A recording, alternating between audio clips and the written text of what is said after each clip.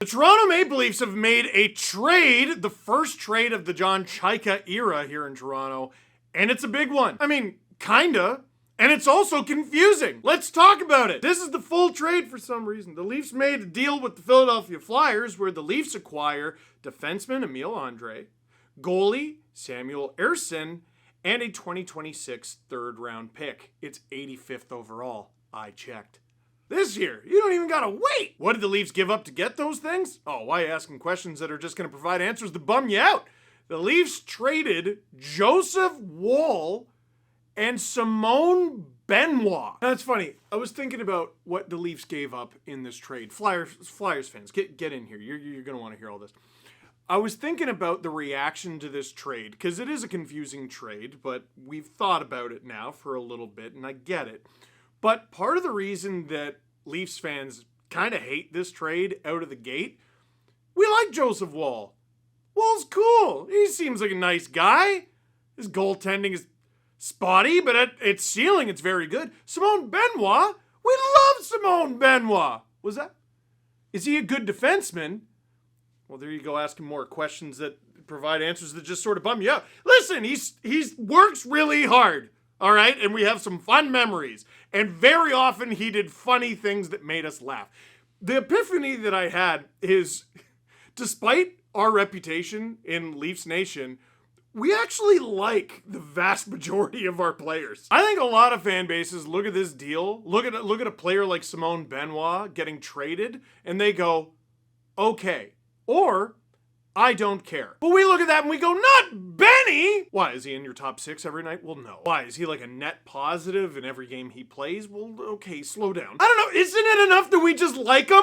We like him. We cheer for the Leafs. He was a Leaf, and we liked him. We still like him. It makes me mad every time I see Nikita Grabenkin in a Flyers uniform because in my head, he is still a Leaf.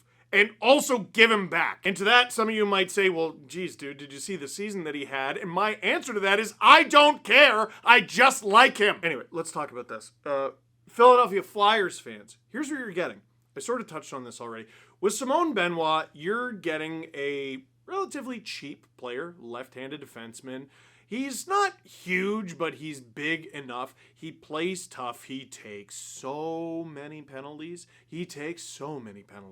Oh my goodness, the amount of penalties. You won't believe the amount of penalties. Does he have offense? No. Like, practically none. In fact, there were several times, in particular the 2024 Bruins series, where you could tell the Bruins were encouraging the Leafs to funnel the puck to Benoit, where the puck would go onto his stick and nothing positive would happen, which is why it was hilarious that the next year in Game 2 of the first round against Ottawa, Benoit rushed down the right wing. What are you doing there, Benny? Set up Max Domi for the OT winner, and then the very next game, scored the OT winner. Guess how many playoff goals Simone Benoit had? It's one.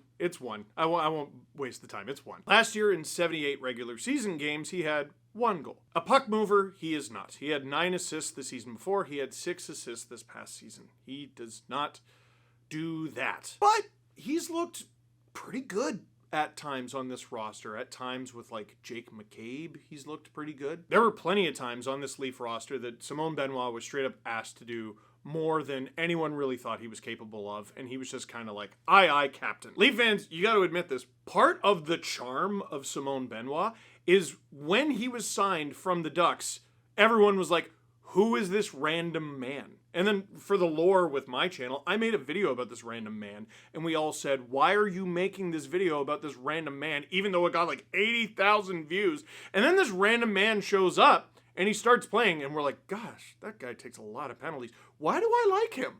I like him, though. Why? He Superman punched Michael Kesselring. That was hilarious. Flyers fans, we called him the Milkman, because one time he just talked about how much he likes milk and drinking milk. I love how people talk about how Toronto is this dystopian nightmare that no player would ever want to play in, when literally all you need to do to endear yourself with fans is name an item of food that you like and you're set forever. Simone Benoit is like, I drink milk. And we all talked about how much he liked milk. Noel Acciari, before his first Leafs game, came here and was just like, I like cookies. We started calling him Cookie, and he was in a Tim Hortons ad, eating cookies. Ilya Mikheyev came here, barely speaking English, and he's like, I like soup. He got a Campbell's soup ad. Ugh, who would want to play in Toronto? I don't know, people who like things? People who aren't giant idiot babies? Anyway, Simone Benoit is not a giant idiot baby. We love him and miss him, and I think he's going to be real popular in Philly. Joseph Woll is fascinating, and Flyers fans and Leaf fans are going to want to listen to this. So here's the situation the Leafs are in. They have Anthony Stolarz, who's a good goalie, but he's very often injured. And when he's injured, it makes him not a good goalie. And then they have Joseph Woll, who's a good goalie, but he's very often injured. And when he is injured, he's not a very good goalie. They have Dennis Hildeby, who, in the NHL games that he played, was actually extremely good this season, and that's interesting. And now the Marlies are in the Calder Cup final because of Dennis Hildeby? No! It's actually Artur Aksumov that has played in all the games and has saved their bacon consistently throughout these playoffs. If the Marlies end up winning the Calder Cup, which they're 2 wins away from, by the way, if they end up winning it, it's Artur Aksumov might get playoff MVP. When the Marlies won the Calder Cup in 2018, it was Andreas Johnsson that got playoff MVP, and he played. That guy had an NHL career. Like, it kind of matters. Here's the thing about Joseph Woll.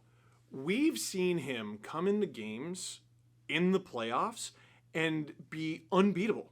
Straight up unbeatable. He almost stole that 2024 series against the Boston Bruins. And in 2025, he was overtaken, shockingly, because of how good he was, by Anthony Stolarz, who was even better. The Leafs tandem in 2025, the 24-25 tandem, was unbeatable. The reason, a huge reason why they won that division, is you couldn't score on them. Oh, well, we got more shots. It doesn't matter. They stopped them. Stolarz starts the playoffs, beats the Sens.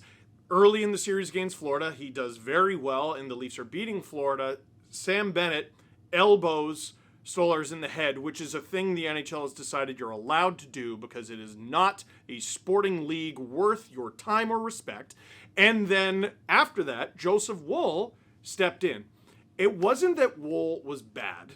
He certainly wasn't good, but the style between the two was completely different.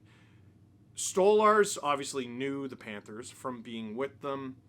He's big, he's brash and bullying and outspoken and loves to play the puck.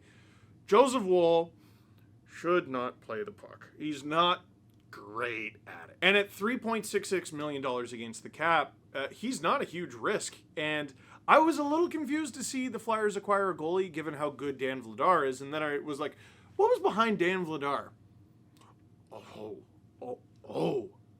One of those guys is a Leaf now.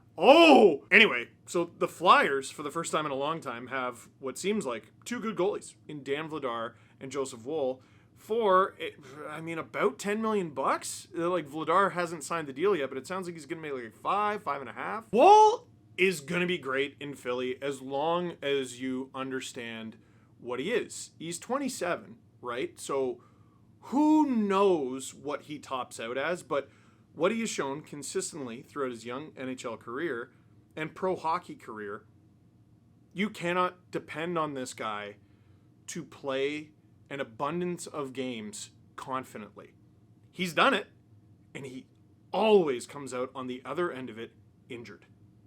Always. And you might be like, well, Steve, that actually describes Anthony Stolarz. Why didn't they trade Anthony Stolarz? Well, Stolarz, former Flyer, is older, makes more, and is actually injured more. With the 4 goalies that the Leafs had, Aksumov can clear waivers. Hildeby can't. And losing Hildeby to waivers makes absolutely no sense. One of Stolarz or Woll was always going to get traded.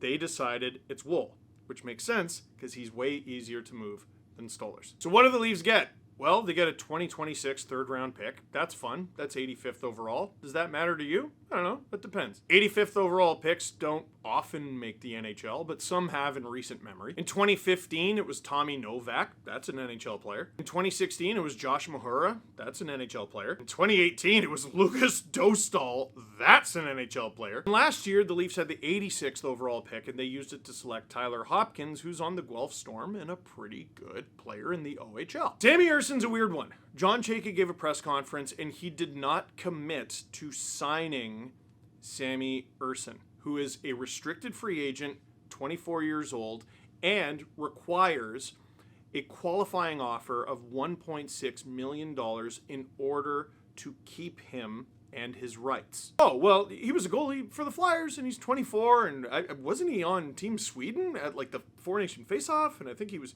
talked about for the Olympics. Like, shouldn't this guy be getting a lot of money? Sammy Ersson has put up terrible numbers with the Philadelphia Flyers in an era where almost every goalie the Philadelphia Flyers has been terrible. In 2023, Ersson earned the Flyers' backup job with a record of 6-3 with an .899 save percentage. Now, that's not incredible, but it's way better than Felix Sandstrom, who was .312-3 with an .880, which is nuts. Next season, when the Flyers lost Carter Hart, Sammy Ersson was the only one keeping them afloat with a 23-19-7 record and an .890 save percentage. .890 save percentage? That's keeping them afloat? Well, yeah, Felix Sandstrom had a .823, Cal Peterson had an .864, and Ivan Fedotov had an .811. 2 seasons ago, Ersson was 22-17-5 with an .883. I don't like the trend here. But again, Fedotov's an .880 with a 6-13-4 record, and Alexei Kolosov 5-9-1 with an .867. Ersson was not good. Nope. But he was the best. Last year for Ersson was unfortunately brutal. 14-11-5, which isn't horrible, but it's also not very good. His save percentage was .870. And in that context, it's incredible that he even got into 33 games. He's played nearly 150 NHL games at 26 years old. He's a little younger than Woll, not by much. Here's what could happen. The Leafs just let him walk, and in that case, in this trade, depending on what they sign Andrae to, they've freed up somewhere between $4 and $5 million and got a pick, which is fun. You better do something with it. Or you sign him to his qualifying offer, but you still risk potentially losing him to waivers because even though he wasn't good last year, he has had good seasons. He's played a bunch. He's not that old, and he's a healthy body. You never know who the next Brandon Bussey is going to be. I'm not. But you don't know. There's a reason Bussey's first NHL game was this year at 27. No one really knows. That's why I don't feel bad talking about hockey, even though I'm just some guy. Ooh, what do you know? What do you know? Everyone passed on this guy. He was working at a Chipotle, and then at 27, he wins the cup in his first taste of NHL action? You all stink. All of you, all 32 teams stink at evaluating goalies. All 32 teams. You read where a player played, it's like USHL, OHL. His hockey DB says Chipotle, and now Stanley Cup champion. Anyway, there is a fun third option here. Leafs could qualify Ersson. They could sign him to cheaper than the qualifying deal if he agrees to it. And they just keep him as their third goalie. This could make some sense. The Leafs goalie situation is not bad, but it's crowded. Stolarz is a great goalie, when he's healthy. What's he gonna give you next season? 20? 30? 40, I think, is you're on your knees, wearing out the knees in your pants, begging the hockey gods to give you 40. And even that is not half a season. And there's Hildeby. What can he give you? I don't know. In the deepest playoff run that your team has had since 2018, he's currently your backup. I don't know. Maybe it's Akhtamov. What can he give you? I don't know. But here's what you can do. Stolarz with the main team. Hope he's healthy. Hildeby with the main team. Hope he's healthy. Akhtamov doesn't need waivers. You go back down to the Marlies. Sorry, bud. And your third option, in case Hildeby falters or Stolarz gets hurt, could be Ersson. Has Ersson been great? No. But if you're the Leafs, you don't know a lot about what's going on right now because there's a lot of turnover with that team right now. But if you're the Leafs, you're looking at your goalie situation and you're going, I think I know what I'm doing, actually. I don't know a lot, but I know what I'm doing in net. Maybe they think they can make this player better. Then there's Emil Andrae, who all of us have developed very passionate opinions about in the last hour and a half. Here's Andrae's biggest downfall.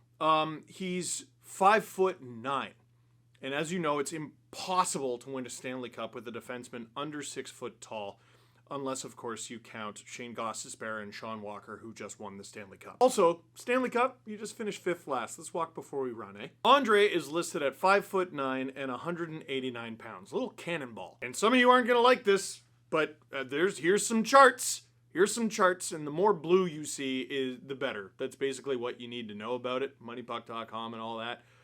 He moves the puck! From the 3 zones project, he's actually pretty good at defensive zone retrievals, which is important for defense. He's good at zone entry defense, and he's a pretty good forechecker. One thing the Craig Berube system, but also just the Leafs personnel couldn't do was move the puck from the back end. It was agony to watch. It was horrible to watch. What's the new coach going to do with Emil Andrae? I don't know. They don't have one yet, although John Chayka did say today that we should hear who that's going to be in the next several days. I like this take that I read on Twitter. At first glance, Andrae for Woll seems like a ridiculous underpay, but Emil Andrae has some elite macros. That defensive game may be bumped by Torts, but the model, he played under Torts, but the model accounts for low time on ice and benefits players with low expected goals against and low high danger chances against. Andrae may legitimately be a diamond in the rough. Now, I'm not as optimistic, or I am as optimistic. I am that optimistic, but I am realistic about it. This guy's 24, and you would have been talking about him a lot if he was really a diamond in the rough. But you really do never know. Like, I've talked about this several times. Jalen Chatfield on the Vancouver Canucks at the beginning of his NHL career in the bubble season, I was like, oh my God, it's mean that you're playing him. He was terrible. And I just watched that guy, dependable every single shift, win a Stanley Cup. Now, he's a restricted free agent as well, so the Leafs probably didn't free up as much cap space in this deal as you think. I don't know what they end up signing this player to, but I imagine they end up signing this player. Ersson's qualifying offer is $1.6 million. Andre's is $874,125, which, now that I'm looking, is actually less than he made last year. I don't understand that. Also worth noting, Puckpedia lists him as actually heavier. He's 5'9", 194 pounds, an even bigger cannonball. So here's what it is. The Leafs get a 24-year-old NHL-ready D who can move the puck, and he's listed as a lefty right D. He shoots left, but it looks like he can play both sides, which is nice. They get a 3rd-round pick, which is nice. They get a goalie who might be named cap space in a couple weeks. And they give up Benny, who we love, but let's be honest, the Leafs lineup does not need that kind of... They already have what Benny brings in abundance. In terms of what he brings to the actual playing surface. In terms of like heart and work ethic and what he's willing to bring to the team, that probably needs work. Benny's great at that. But in terms of like what he brings game in and game out, they have that. And Joseph Woll, it's just a risk I guess they feel like they need to take. Because Woll might be incredible. We've seen him be incredible. He also just might be this guy who gives you some good games, gives you some bad, and plays like 35 for the rest of his career. Who knows? Anyway, given recent history, I'm looking forward to him being in the Conn Smythe conversation in less than a year. So, what do you think? Leave me a comment in the comment box down below. And I should mention that Anthony DeMarco, who covers the Philadelphia Flyers, will be on the Steve Dangle podcast tomorrow. He said that he heard that the Flyers have been interested in Woll for months. So we're going to have a conversation about this trade. Should be a lot of fun. Oh, and brand new Chris Johnston show is up on the SDPN YouTube channel. They recorded before this trade, but then got back on and recorded a segment about this trade because they're beauties, so go and listen to that. For now, that is it for this one. Thank you very much for watching. Click like if you like this video. Click subscribe if you really like to tell your friends we have entered silly season at a breakneck speed, and I don't know, I'll probably see you in like 45 minutes when they make another one.